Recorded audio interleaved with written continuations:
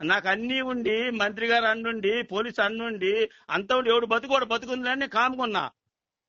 నా బిజినెస్ లో ఏం పెడతారా వాడు పిచ్చనా?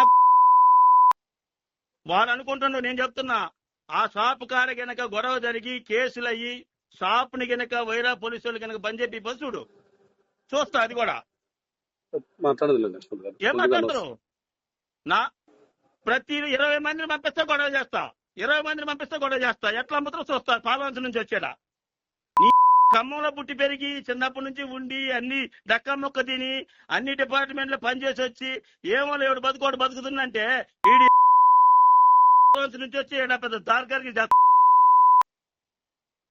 ఇప్పుడే పంపే. నా కూడా సాయంత్రకాలం షాప్ కాడ 20 మంది పిల్లగాలు పెట్టి గొడవ చెప్పేసి చూడు, ఏం దిగుతున్నా చూస్తావాడు. రమ్మను ఖమ్మం. ఏందనుకుంటున్నావు? లక్ష్మణరావు అంటే ఒక పంతులు అనుకుంటాను నేను. వాడి వదిలేండి, ఎందుకు పెంచుకోవడం, ఎందుకు వదిలేదు? ఏ పెంచుకోవడం కాదు సిఆర్ గారు, నేను చెబుతున్నా. మీరందరూ నష్టపోతారు వాడి వలన. నేను ఇప్పుడే పంపిస్తా 20 మంది పిల్లగాల్ని వెంకటాబాద్ షాప్ కాడికి పంపిస్తా.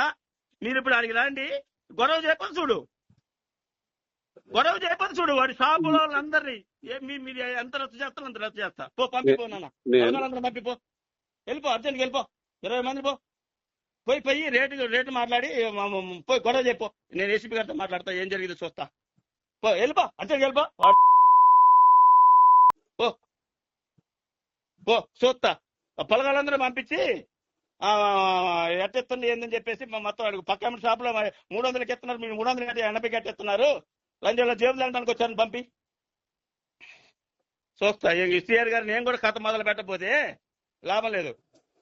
ఏం జరిగిందో చూద్దు కానీ ఇక ఇప్పుడు నేను ఇప్పుడు దాకా మాట్లాడుకుంటున్నాగా. చైతన్య వచ్చింది ఖమ్మం, వాసు గారు వచ్చారు ఖమ్మం ఇప్పుడే, వాళ్ళందరి ముందే మాట్లాడతాను నీతోని. సరే ఓకే, చూస్తే ఇప్పుడు మీరు ఎంత బిజినెస్ చేస్తారు ఈ ఖమ్మంలో?